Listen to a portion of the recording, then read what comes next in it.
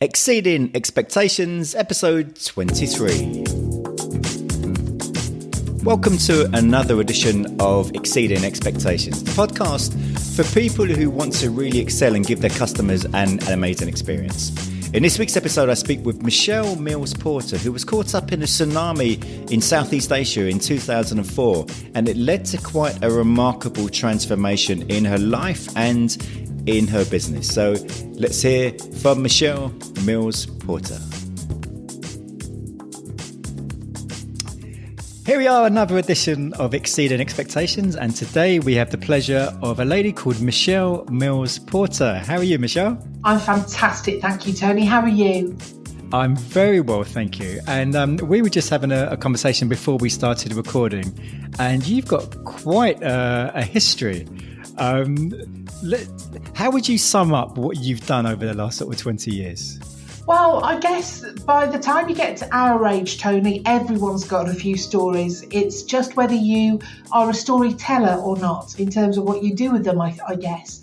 The only thing that I think I'm really good at is understanding people. And that's, I'm on a constant evolution, as we all are, in terms of developing that understanding of human beings and the way that we behave and the way we communicate. So that's my area of specialism.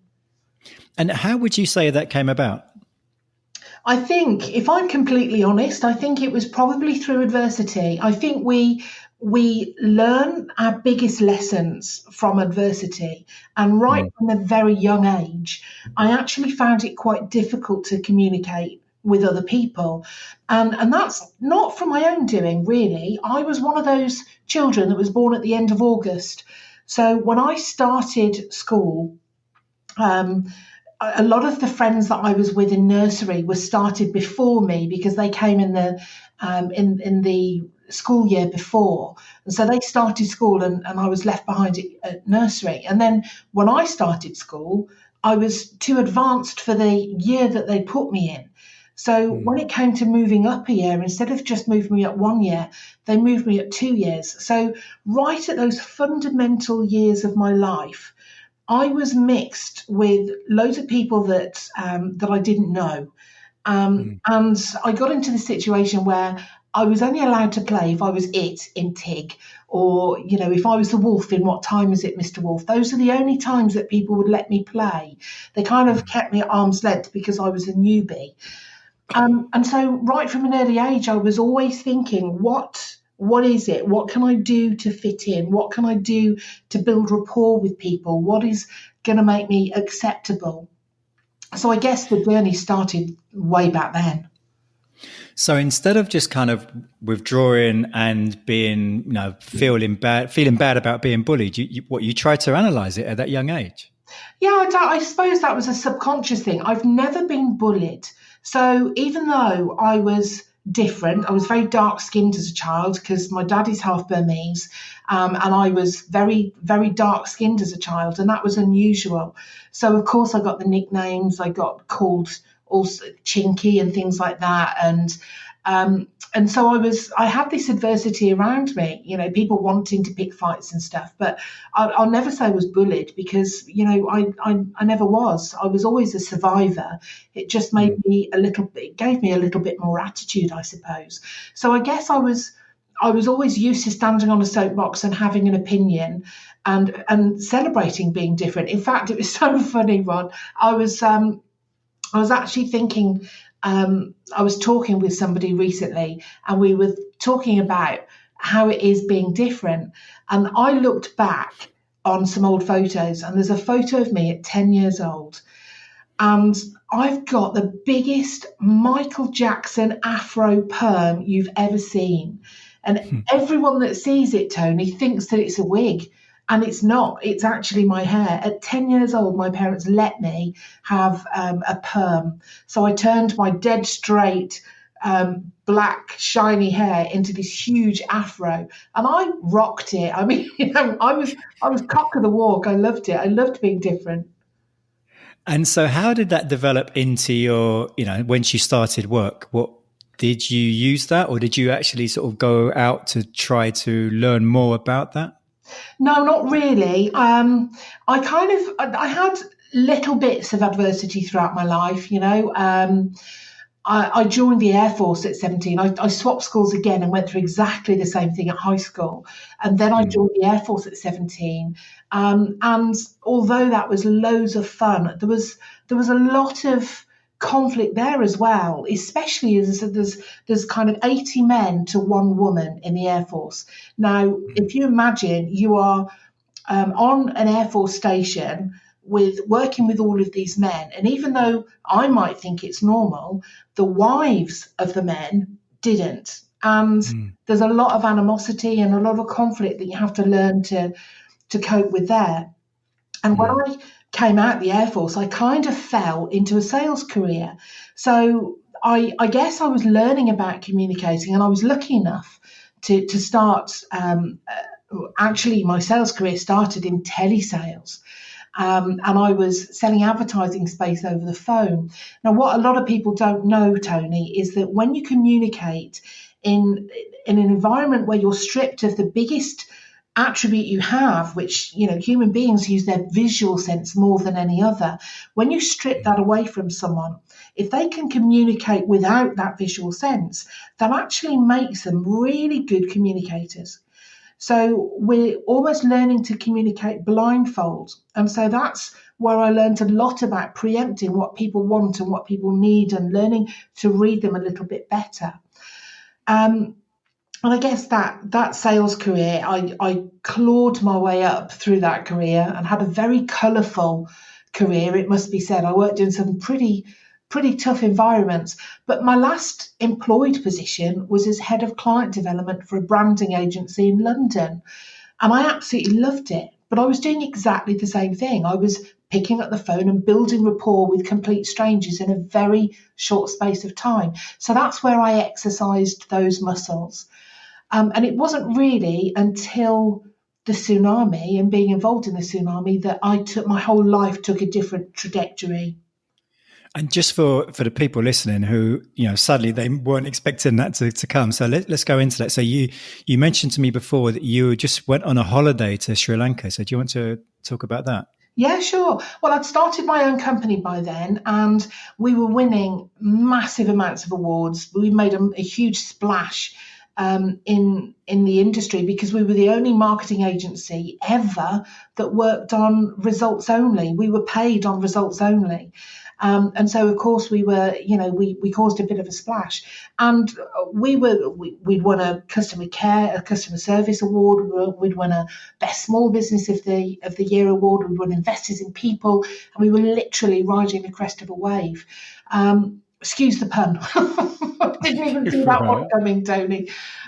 So me and my partner decided to go on holiday and celebrate with a couple of exotic holidays, and we learned to dive in the UK, and we found ourselves on a diving holiday in Sri Lanka at Christmas 2004. So we literally spent 3 days on holiday before we were caught in the biggest natural disaster in our living history. And that was a really poignant moment for me, because being involved in that actually did change the whole trajectory. It's almost like going to see a chiropractor. The whole experience put me back in line with my true values, and I wasn't expecting that. And so how quickly, or what did you do after you returned to the UK? What was different?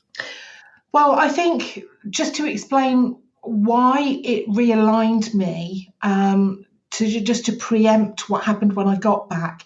I think a lot of people say, oh, you know, you're involved in the tsunami, that must have been dreadful.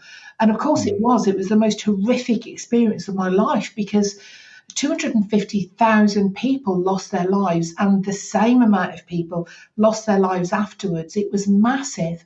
But it was actually the realization that I wasn't in line with my core values. That's what had a massive impact on me.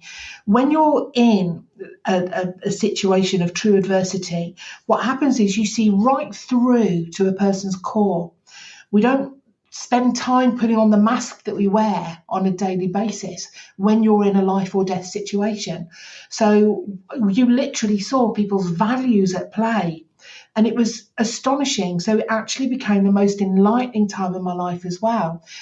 When I finally made it back to the UK, I went back to my company, and I walked into the boardroom and I looked at all of these awards and all of these testimonials and and photographs of us at champagne dinners and all this kind of stuff. And I just felt physically sick, and I had no desire to do what I'd been doing before.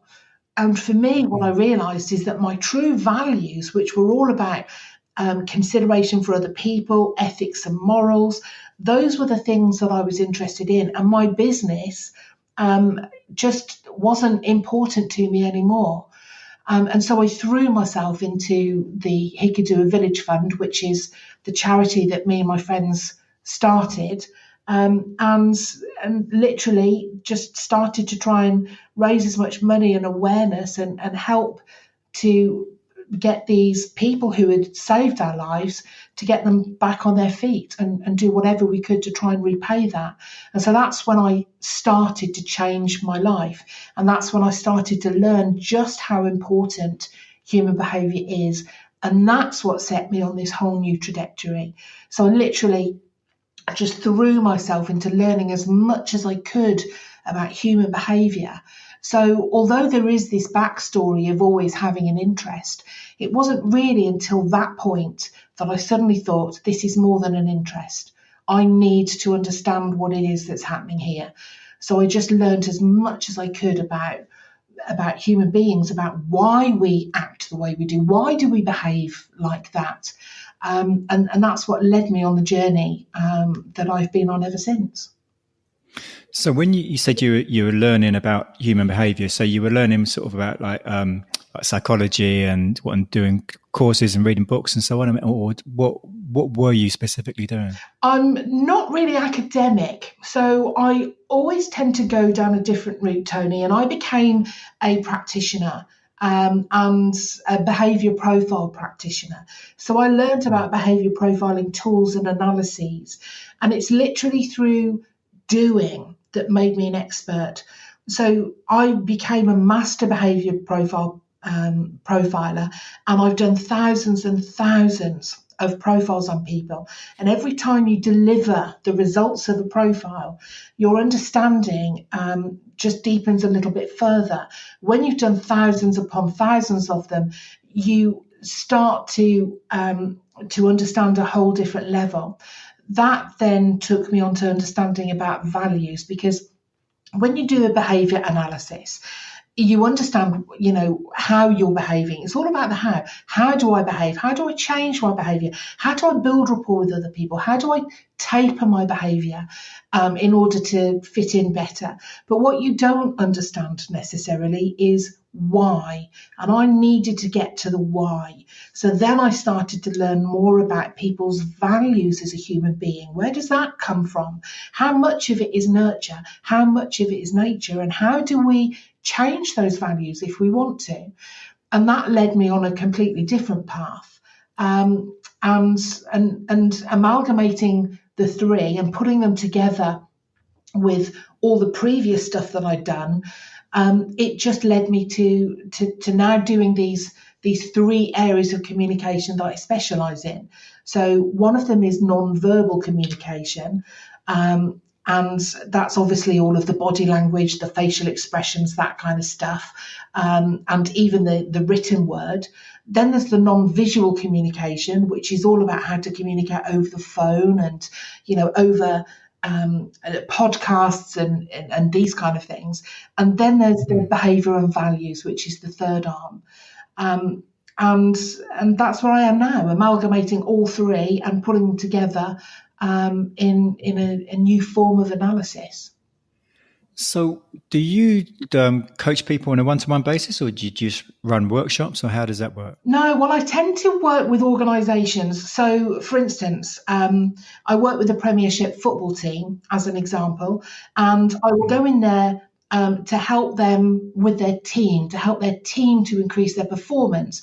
What I end up doing, of course, is working with every person in that team on a one-to-one level. And that's the way that you get to understand people's real core values, what motivates them, what drives them. Once they understand it and understand the people around them, then you can start to put that team together and make them or help them to unleash that hidden power that they have within them that has maybe not been used to its full extent. And when you get an organisation or a team full of people that are all learning to do this together, then the key thing is to put all of that performance together, to put all of those skills in the same pot. And what happens then is you get this incredible release of energy and performance when people are creating something bigger than the sum of its parts. So I guess it's a two-way answer. I work with organisations to help their teams perform better. I end up working one-to-one with those people. But of course, I also do open workshops for organisations to come along as well. And I would imagine, I mean, obviously you'll correct me on this, but if you're working with a large group of people like you've just mentioned, there's going to be they're all going to be different in terms of, their personalities and whatever. And I would presume that some of them will be quite skeptical about this and others would be far more open. So how difficult would it be if there are people that are skeptical about this to work with them? Do you know, again, Tony, that's something that I've really worked on. I'm a professional speaker as well. And, when you're standing in front of an audience, speakers will know this. You can pick out who is with you and who isn't just by their body language. You can tell whether someone's going to be open to this kind of subject or not, based largely on their behaviour. And, even what positions they hold in what organisations. So if you've got an audience full of lawyers, they're going to behave very differently to an audience full of performers or to a charity. There are it's not pigeonholes, but there are patterns in human behaviour, and we are drawn to vocations that suit what's comfortable for us. So it stands to reason that you're going to find these patterns. When you're working with a group of people, it's very important when you're presenting to them initially to be able to identify which ones are going to be less likely to accept this off the cuff and which ones are going to be raving about it and maybe a little bit too enthusiastic. And you have the expertise is required for you to be able to taper the enthusiasm of some people and give the people who are a little bit more skeptical the science and the proof and the evidence that they need before they're on board. And you have to get everyone on the same level. Once you've done that, you've cracked it. Because then we can accept each other and work together to achieve that performance that we're after. And are there ever occasions where there are just some people who just won't open up and they just refuse to believe in this kind of thing? I've never had it happen, Tony, and I've been doing this for many, many years. There are people who don't want to do anything moving forward. Because, so they've been on the workshop and they've done the training, but, they say, Michelle, I don't need to do this. I don't feel that I want it. And that's great. We will just feed that back to the management team, to the leadership team. But my job is to tell the leadership team why that person is feeling like that. And it's very easy to identify. And then, whatever development program we put in place for them is going to be reflective of that. So if they don't want any more one-to-one stuff, that's absolutely fine. We'll work with what they want and what they need. But we always have the answers because the answers are in the analyses. And so the reverse to that, so I said about the people who won't open up, but the people who really kind of like see, wow, I just didn't realize any of this before. How does that help them? How do they go forward from there? Well, I'm going to pick on Adrienne, a really good friend of mine. I hope she doesn't mind me mentioning her. She's one person like that. So I was called into her organisation to help her with her team, with their personal development and with working together. And she was the managing director of this organisation. And we found out very quickly that she was just brilliant. She loved it, absolutely loved it. And she said to me, Michelle, you're the first person that's ever given me permission to be me. And of course, it was nothing to do with me. It was to do with her perception of what was required of her. And somehow having this analysis in front of her in black and white, saying this is who you are, these are your prominent qualities, it just opened up a world of possibility for her. What she did is she actually left that organisation because it turned out that the position she was in, she was actually being quite oppressed in that position. And what she did is she left the organisation and she started on her own. And she now has a really successful consultancy. And I've literally watched her flourish and grow and spread her wings. And that's what I love seeing. So when people get this, if they decide to apply what they've learned, if they decide to take it forward and use it to help build rapport with other people and to develop it, then they can literally flourish. Being in flow with who you authentically are is the most important thing. And when you are truly in flow with who you really are, the floodgates just opened and the world is your oyster. You can achieve anything you want to.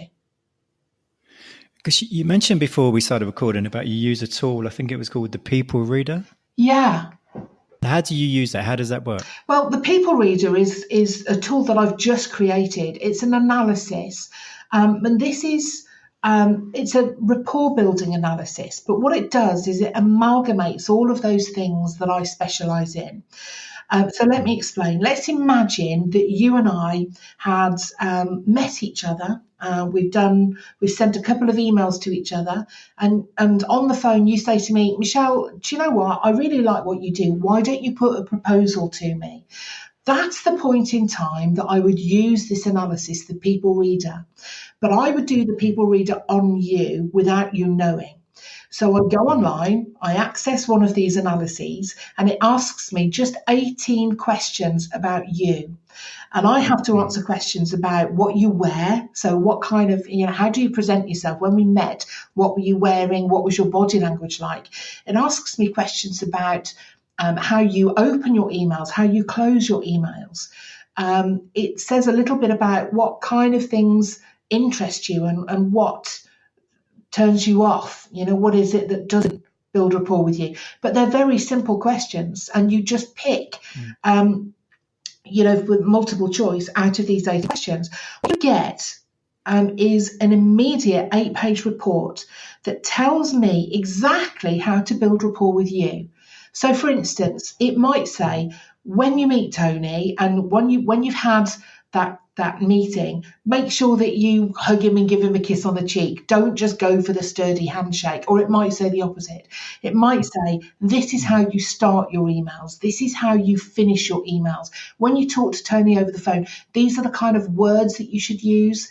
And these are the kind of things to steer clear of. When you follow up the proposal, this is how much time and space you give him, or, how close you are with him. And it tells you even how to close that deal.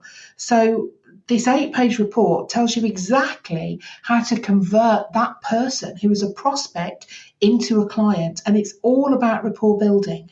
It takes into consideration the body language element, all those 3 elements I spoke about, the non-visual, the non-verbal, and the behaviour and values of that person. And I just think it's astonishing. I've just had the test pilot results back and the reliability figures.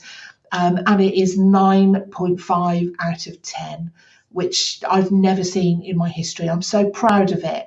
I could burst. And so you actually created this program, did you? I did. I built it from scratch. Wow. Okay. And so how many people have you used this on so far? It's literally just launched. In fact, it's not even launched. It's in kind of soft launch. So at the moment, I've used it with my current clients, but mainly with VIP test pilots. And I think it's important, Tony, when you're going to launch something like this, you have to have proof. You have to have reliability figures. So if you came to me and said, Michelle, how reliable is this? I can show you the figures and say, out of all of these people that filled in a reliability report, it's got 9.5 out of 10, which means that one person perhaps thought he doesn't always want to give a 10 and everyone else thought it was marvellous. What kind of results have the people Well, got I did this on one of my clients recently, and they were going into a board meeting with a particularly problematic person. And this wasn't a client that they needed to convert. This was actually someone they wanted to build rapport with. And so they came to me and they did the people reader with me. And what that did is it showed them exactly what they should take out of their email, what they should add into their proposal, and how they should behave during the board meeting as well. It's all there. All the evidence is there. They tailored everything they did. And this managing director said to me afterwards, Michelle, that saved the board. It was that, it was the people reader, the analysis results that told me what I subconsciously already knew that I needed to do, but it gave me the confidence to actually do, to put in practice those things, and it saved the day. So I can't really think of a better example than that. And how different would this be to something like the Myers-Briggs and DISC profiling, Hogan? Well, it gives you the answers, and nothing else gives you the answers. That might sound, and I guess this is the reason that I created it. If you want to do a behaviour profile, you can't do a behaviour profile on someone else. They have to do the behaviour profile. So if I said to you, Tony, before we do business with each other, I'd like you to do a behaviour profile for me. Would you do that? The chances are you'd say no. It's not really, something that you can do on other people. It's something you do yourself. So how am I going to expertly know what behaviour profile you are if I'm not a master practitioner? Because you can't guess what behaviour people are. You can't ask someone else to fill out a profile. So what this does is it asks me about my opinion of you. What are you showing me in terms of all of the hints and tips that you're giving me, your body language, your facial expressions, your tone of language, the way you write, it's all of those elements. And what it does is it gives you this 8-page report of answers. It's not, it's nothing else apart from the answers. This is how you build rapport with this person. So what I've found with one company that I've tested this with is the salespeople were very high level. So they've been in sales all of their lives. And they're the last people to want to sit down in a classroom, learn about body language, learn about behaviour profiling, learn about facial expressions. Why should they? They're successful salespeople. They've been doing this all of their lives.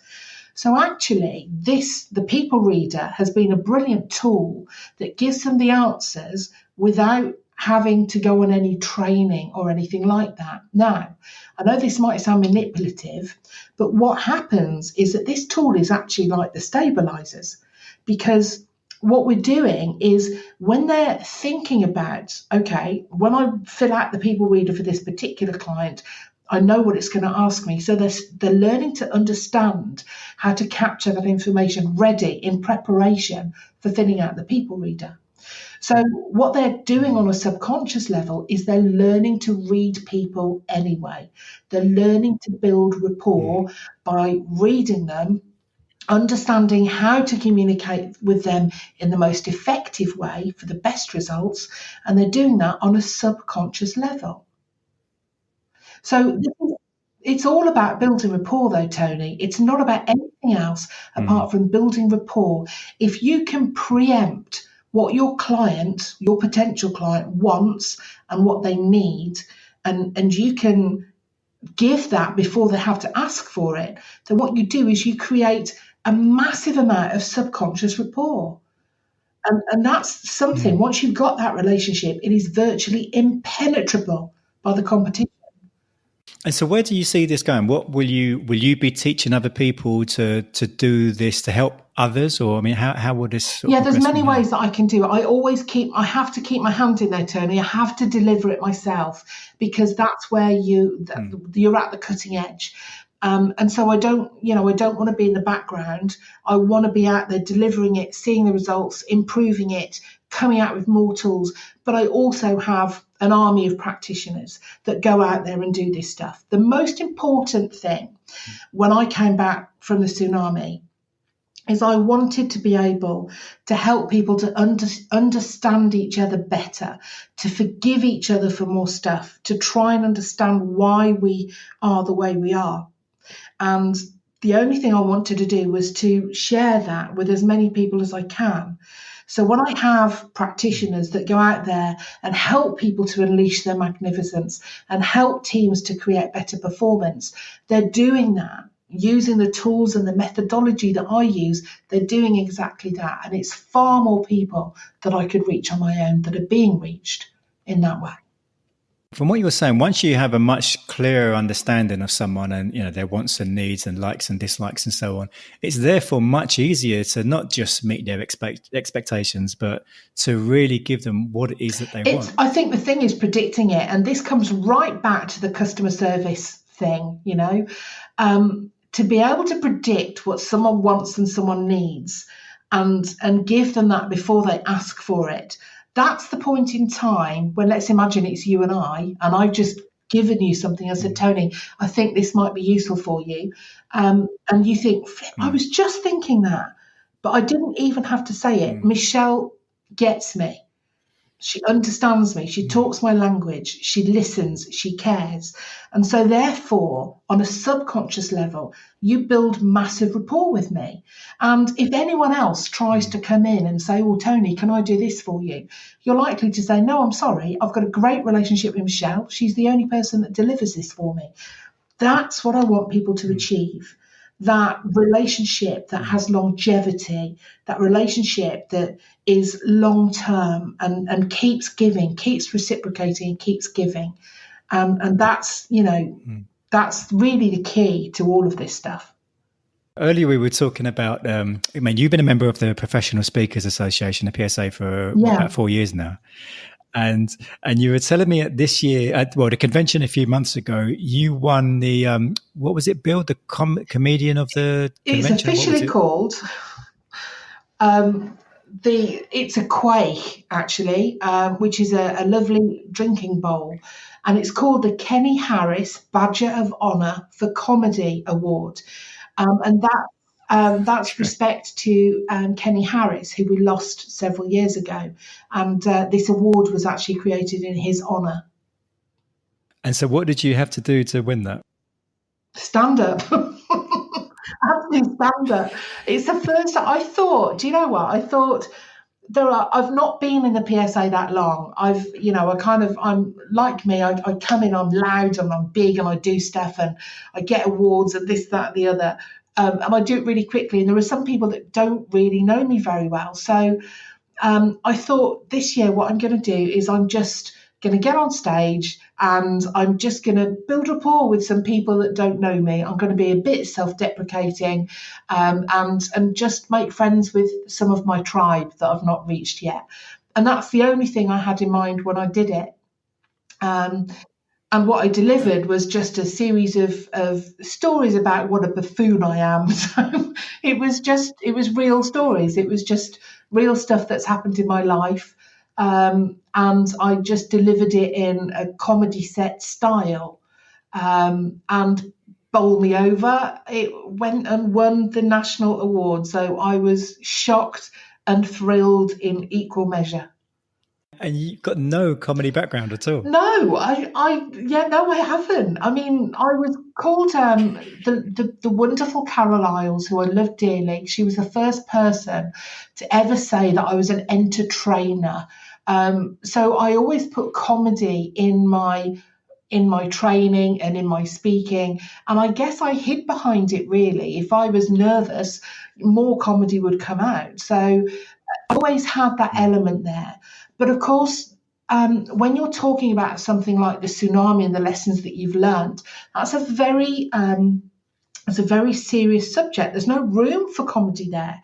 So most people in the PSA especially, they might know me for that stuff and they might not know that, you know, that I can be funny as well. So it was great to kind of show that side and actually to get acceptance from your tribe in that way was just the most amazing thing. And it was wonderful. It was caught on video, so I've played that a couple of times, and it's really uplifting to be able to get that love from your tribe is just fantastic. How has that helped you move forward? I think, if that was the case, I'll be honest, Tony, I think as a performer, as a speaker, you have to have an air of confidence. You have to have maybe even an air of arrogance in terms of self-belief. So I'm not going to say that I didn't think I was funny. Of course I thought it was funny. Did I think I could win it? Maybe on a subconscious level I thought it was good enough, because otherwise I wouldn't have bothered getting up on stage. We all think we're good at what we do. But to get the audience tell you that you're good at what you do, that is something that we all crave, that we all live for. It's the only real measurement is the external factors of people saying, yeah, do you know what, Michelle, you are funny. So now, even when my husband tries to crack a joke or anyone around me tries to crack a joke, I just say, well, I'm the one with the award, I bet that goes down well with your husband. He's the funniest one. Naturally, he's got funny bones. It's what's kept us together for 25 years. Yeah. I love him to bits, and he's hysterical. So I can only really milk this for a few more months until I have to hand over the quake for the next winner. So I'm going to milk it, Tony. What are your thoughts on the, so this podcast is called Exceeding Expectations. It's about trying to give your customers a great experience. I mean, what are your thoughts on that whole area? It's just trying to understand how they work. Now, I had a conversation with Stephanie Bosch earlier on, lovely new member of the PSA. She's absolutely gorgeous. And she reminded me of something. She said, Michelle, when people say treat other people the way that you would want to be treated, they're wrong. And she's right. They are wrong. You should treat people the way that they want to be treated, which might not necessarily be the way that you want to be treated. Because if you take that as your mantra, then all you're doing is building rapport with people that are the same as you. If you want to build rapport with people that aren't the same as you need to try and understand how they want to be treated. How do they want to be communicated with? What is going to make them think, do you know what? This is the person I want to do business with. This is the person I want to interact with. And if you can crack that, if you can understand other people and deliver what they want, not what you want, that's when you build that massive rapport and make the relationship work. Okay, Michelle, if people want to find out more about you and the things you do, where would they go to? Well, my website is MMP. It's Michelle Mills Porter, and people know me as MMP, the People Reader. And I'm also on LinkedIn. So it's very easy. The good thing is there's no one else on the planet called Michelle Mills Porter. So I'm quite lucky in that respect. So you have, I think that's called a Google whack. I think that is something like that. I've never heard that phrase before. It sounds a little bit saucy, actually, Tony. I'll have to look that up. You go onto YouTube and search for Dave Gorman. And just put Dave Gorman Google, and I think he came up with a whole comedy routine about a phrase where there's only one result in Google. Really? Especially like a name or something along those lines. Yeah, it's quite a funny sketch. Yeah, no, I will definitely love that. I've just written it down, and I do like a bit of Dave Gorman. But yes, I'm the only Michelle Mills Porter on the planet. Thank God, says my husband. And just one bit of clarity, you mentioned about you said your website was MMP. Is that mmp.com? Hold on a second. Shall I double check it just to make sure? It's www.mmp.uk.com. Okay. And I'll put all of those links into the show notes as well. So anyone who didn't catch that, you just look in the show notes and you'll find all the links that Michelle mentioned. Well, thank you very much for your time, Michelle. I really appreciate it. And I'm sure, I think there's going to be a lot of people listening who have listened to this will be very inquisitive and probably want to know a lot more certainly about the People Reader tool, as well as the other things you mentioned. Well, I certainly hope so. It's been a thrill speaking with you. It doesn't feel like work when you're having fun, does it? Absolutely. Thank you very much, Michelle. Thank you. It's been a pleasure. Take care, Tony. Next week in episode 24, we hear from a lady called Sydney Wong, who's based over in Canada. And she had some remarkable experiences when she worked in Silicon Valley at a very young age. So that's next week with Sydney Wong. Hope you enjoyed this week's episode of Exceeding Expectations. Please do leave us a review. That would be really useful. And I look forward to speaking with you next week.